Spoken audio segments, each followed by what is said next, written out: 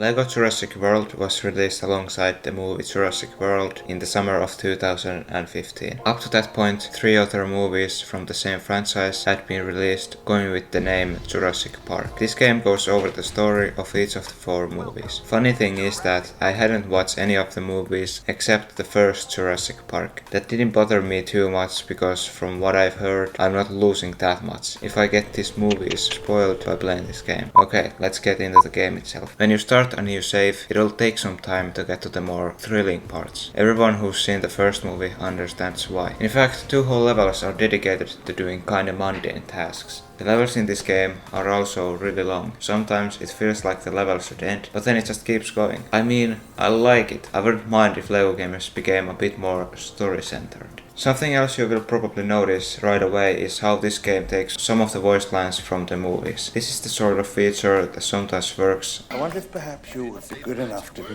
my mention.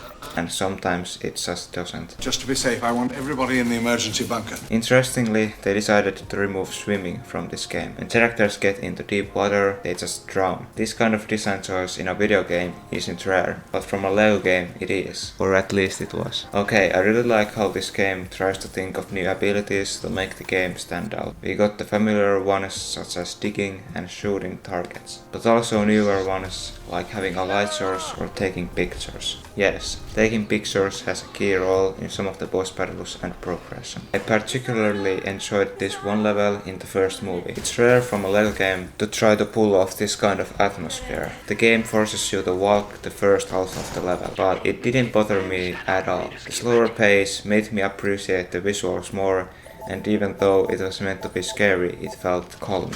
I'm so used to music playing in the background at all times, but no, there was nothing. What I'm about to say isn't just exclusive to this LEGO game, but boy does it feel satisfying to wreck stuff in this game. These physics have existed ever since LEGO Batman 2 came out, because they changed the game engine, I think. But considering how much you gotta find items and collect studs by destroying almost everything, it could have felt a lot more bland. This game looks very cinematic. By this I mainly mean the sections of the levels where you are being chased, or you are driving, or both. There are also these moments where a dinosaur will attack you out of nowhere and you gotta repeat the same pattern until you beat it away. This got repetitive really quickly. Simple solution to its repetitiveness would have just been to reduce those interactions, though I think the target demographic of this game didn't really mind. This game gives you studs very sparingly. It's so rare to find blue studs, let alone purple ones.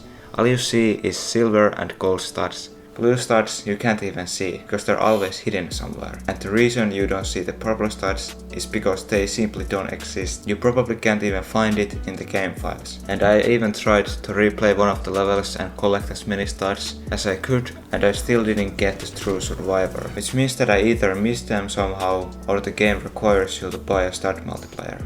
This game also has more dinosaur enemies to beat than normal LEGO figures. I didn't count them or anything, I just feel like that's how it is.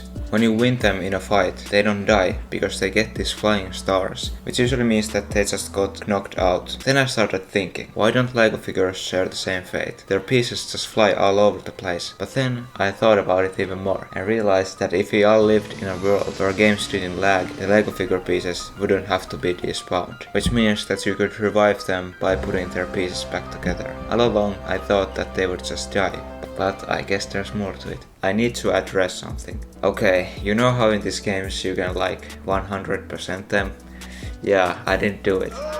Okay, I get it. Fully completing these games is part of the fun, but I honestly felt like I didn't have to do it in order to leave my thoughts about this game. Every boss battle requires different action to deal damage. This way all of them are distinctive from each other. This is something they could have done with LEGO Star Wars The Skywalker Saga. This game has these quick action events, or more like action events, because nothing is quick about them. And this game uses a lot of them in boss battles and other encounters.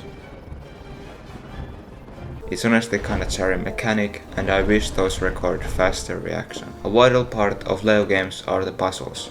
How are those? I say they get the job done. Anyone who has played other LEGO games knows what to expect. But almost everything they've done for puzzles has been seen before. That doesn't mean they aren't fun though. Puzzles are the best part about these games. I think what makes them fun is that you never get stuck, very rarely at least. This is good because whenever that happens to me in a game, I feel a strong urge to close it. Going into this game, I thought you could ride the dinosaurs, but I was wrong. Instead, you get to straight up control them. Some of them can also be accessed from the character menu, which I didn't expect. The dinosaurs also have their own abilities that human characters don't. And the way some of the levels require you to use dinosaurs really gives meaning to them other than, whoa, look, a dinosaur. Also a life hack for everyone considering to pick this game up. If you take the dinosaur that can attack with its head, you can actually keep the momentum and use it to move faster. This game is packed with collectibles. For comparison, these are the collectibles in LEGO Batman 2 and LEGO Marvel Superheroes. Oh yeah, and by the way, not only does this game have a character creator, but it also has a dinosaur creator. And with that being said, I'm now wrapping up this video. I know I rated LEGO Indiana Jones 2 when I reviewed it, but it did feel a little bit forced. And I don't wanna make these videos about the number that I give at the end of the video, but rather about my super insightful takes that I make.